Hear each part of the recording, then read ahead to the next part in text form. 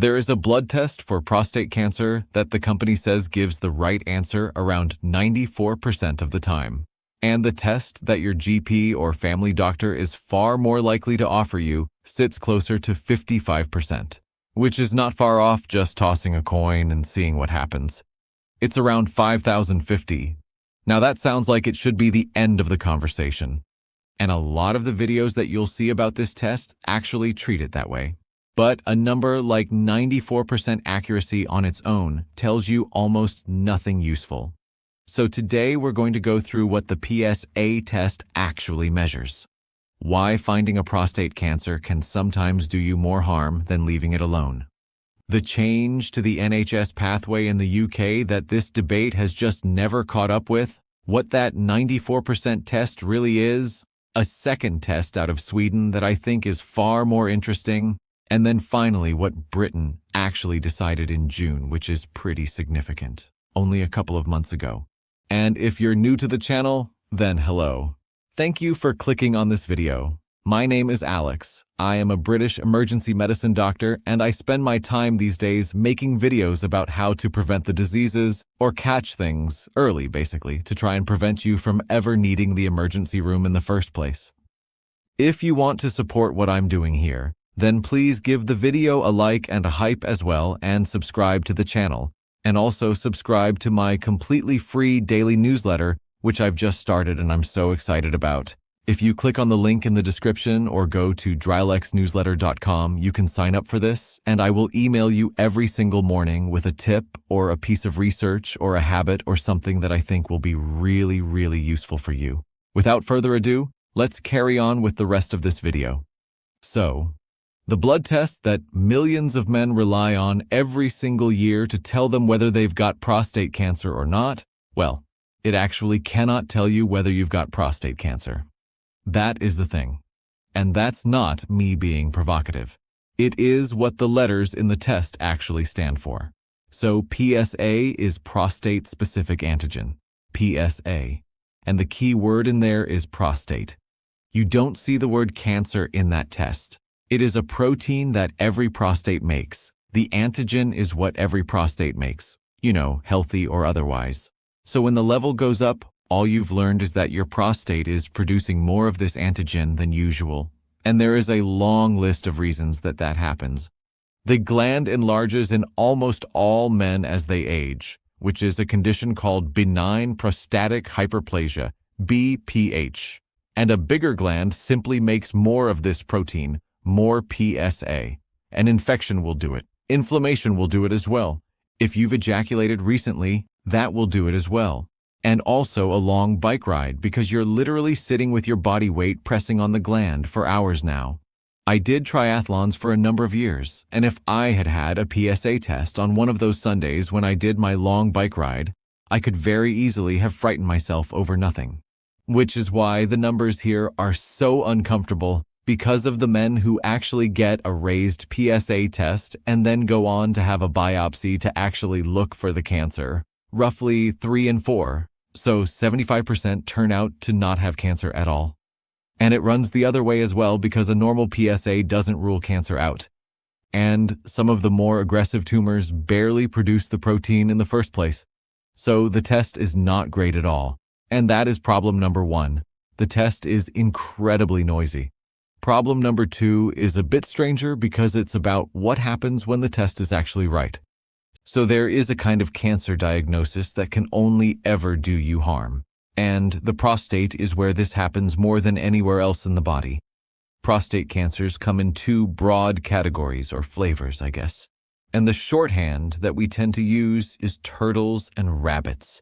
The turtles are the very slow, sluggish cancers that will sit in the gland for 20 or 30 years doing absolutely nothing.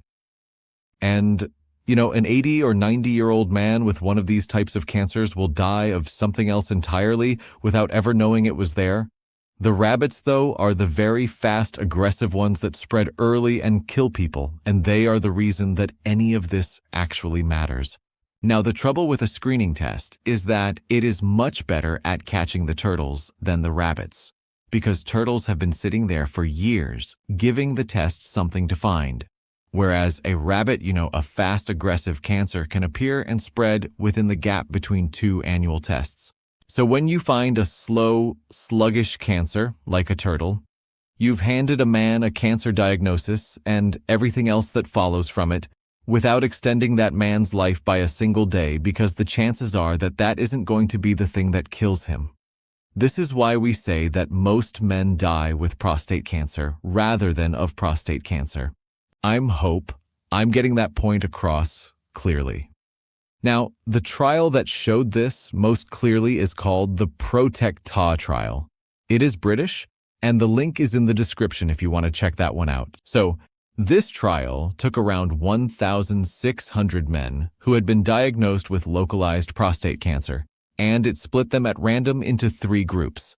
One of the groups had surgery to remove the prostate, one of them had radiotherapy, and one had nothing other than just active monitoring, which meant regular tests and only treating it if things changed. Now it followed them for 15 years, and around 3 in every 100 men died of prostate cancer. And that figure was essentially the same in all 3 groups. That is pretty significant stuff. Surgery and radiotherapy did reduce the chance of the cancer spreading, so they weren't useless, but they did not move the needle on dying. And what they did do was cause quite a lot of harm, because both of them carry real rates of urinary incontinence and erectile dysfunction, and risk of infection and pain, and just the stress of having surgery or radiotherapy. And the thing is, things like erectile dysfunction and the incontinence, those things don't always go away. So that is the case against PSA screening. And for a long time it was a strong one, but it describes a system that we don't really use anymore.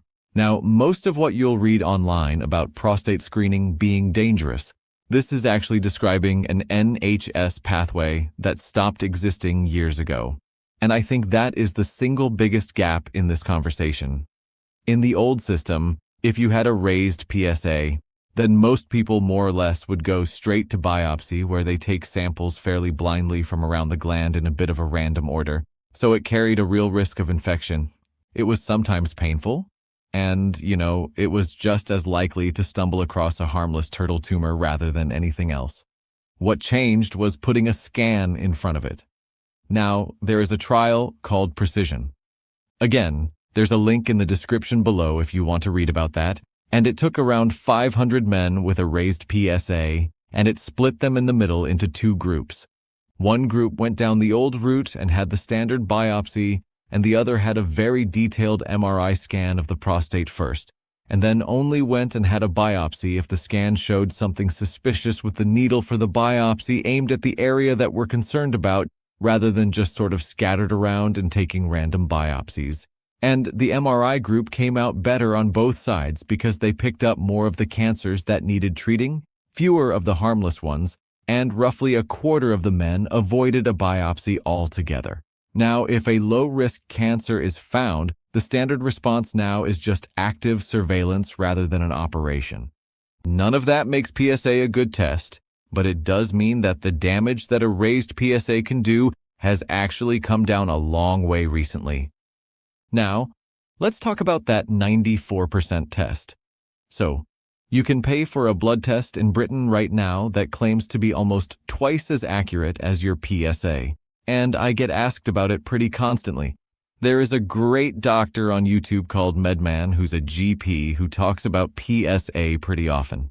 And if you want to tag him in this video, then please do. He gives so much amazing advice. So please go to him if you want to watch any other videos about prostate and PSA, the sort of thing. So it is called the EP Switch PSE, and it comes from a company called Oxford Biodynamics. And now this one does not measure proteins like the PSA. It measures something called epigenetics, and I want to explain that properly because it does get a bit complicated.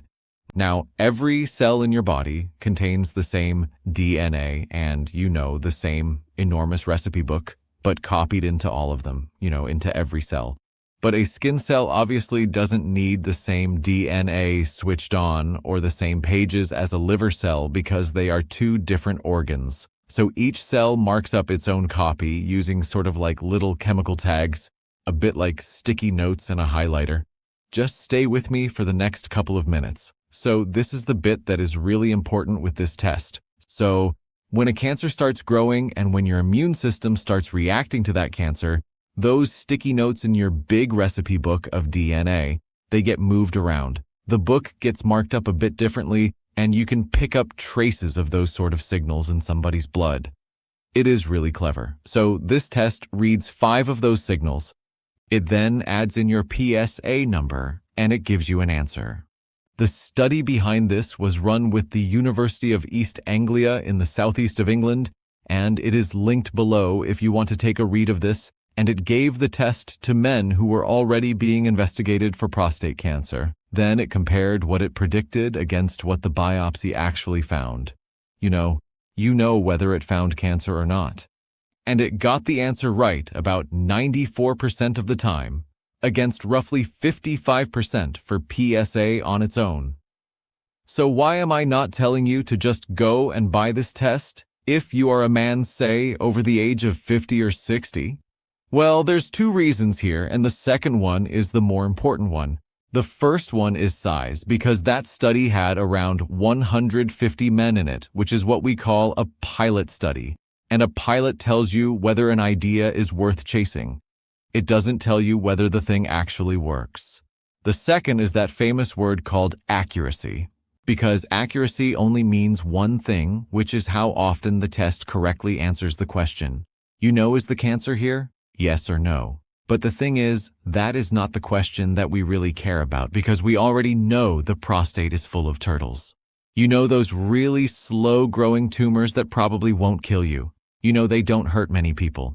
So imagine a test that found every single one of those turtles. It would be 100% accurate, and it would be a disaster, because it would hand a cancer diagnosis to a load of men. No, most people over the age of 70 or 80 who didn't need a cancer diagnosis.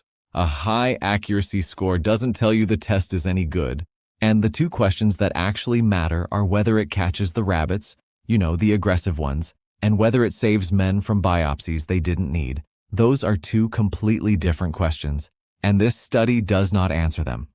I would also very gently point out that the company's owned consumer website is literally called 94%.com. And when a number like that becomes a brand name, I want to see it repeated by people with nothing riding on it, with tens of thousands of people in independent studies. Now, there is a second test in this space that gets a fraction of the attention, and it has, in my view, a far stronger case behind it. It is called Stockholm 3. It was developed in Sweden, and instead of chasing one clever new signal, it does something a bit less glamorous, which is combine a lot of ordinary information, but properly. So it takes your PSA, it adds several other proteins from the same blood sample, it adds inherited genetic variants that sort of push your risk up or down. Then it folds in your age and your family history, and it produces a single risk score rather than a number to compare against a cutoff. And the reason we take this more seriously, well, the reason why, to me, it's a lot more useful is the scale of the work behind it, because it was tested, like I mentioned a second ago, in tens of thousands of Swedish men rather than just 150, with the results checked against what biopsies actually found. Now, using the score to decide who needed a biopsy cut unnecessary biopsies by somewhere around 45%, while still picking up the aggressive cancers that mattered. So, it's doing the thing that you'd actually want it to do, which is subtracting harm rather than adding detection. I hope that point makes sense. Now, it is used in Sweden and in Norway. I think that is right. I don't think there's anywhere else that's using it. And it is available privately there, because I know a small number of you who watch these videos are from Sweden or Norway, but obviously you will have to pay for it yourself. And it is not a replacement for the MRI, which sits in front of it, and it's just completely different entirely. Now, in June this year in the UK, something really good on paper happened that got a lot of headlines, but unfortunately, a lot of people have actually misread this. So, Britain approved prostate cancer screening for the first time in its history. But let me just explain what screening actually means, because this is a very specific thing. Screening is where the NHS writes to you out of the blue and invites you for a test. whether you've thought about it or not. That is what happens with bowel cancer, with breast cancer, and with cervical cancer as well. Prostate cancer never actually had that. There has never been a letter. If you wanted a PSA test, you had to go and ask for one yourself, and quite often they wouldn't give it to you. But in June, for the first time, that changed. But it changed for a very, very small group of men. And if you're watching this, you are almost certainly not in that group. The National Screening Committee reviewed the evidence, and basically the government just accepted their recommendation. And what they've agreed to is a targeted program for men carrying a confirmed BA gene variant, particularly one that's called BA2, so BRCA2, alongside a family history of related cancers. That's it. That is the entire thing. Everybody else, the rest of the entire male population, still gets no letter, because when they looked at screening everybody, they concluded it would still cause more harm than good. That is the important point. But here's the part that we've got to really, really stress and be really, really careful about, because they also looked specifically at black men who have roughly double the lifetime risk of prostate cancer, and they didn't recommend screening to them either. Now, that isn't the committee saying the risk isn't real, because it clearly is. What they said was that there is still uncertainty about whether screening that group in particular would produce more benefit than harm. And that is a different claim, I guess. And a British trial called Transform is running, specifically to answer that. This is what this trial is trying to answer. Now, I find that decision pretty uncomfortable, and I know lots of other doctors do as well, because they have spoken about it in their own videos, and there is actually a charity that has commissioned an independent review, arguing that the modeling didn't properly account for the modern MRI pathway, which is clearly a lot safer. So, after all of that, where does this actually leave you? Well, the PSA is a flawed test that we've built a much better system around. The new tests are worth watching pretty closely. One of them in particular, which I mentioned earlier, and whether to test is still a personal decision that depends on your age, your family history, and I guess your own tolerance for uncertainty. I don't want to put people off having a biopsy if it may cause a cancer that can be treated and have a real effect. But, for a lot of people, having an unnecessary biopsy can have real long-term effects. This deserves a proper sit-down conversation of the risks and the benefits with your own doctor. Please do have a read of the studies in the description below to try and help make your own mind up. And just, I guess, the more you learn, the more informed a decision you can make. Thank you so much for watching this video. Let me know if you want me to focus on, male or female health in a bit more detail in other videos. I'm very happy to do that. And let me know if you've got any other questions about the PSA that I can focus on in other videos. Have a great day, and I'll see you next time.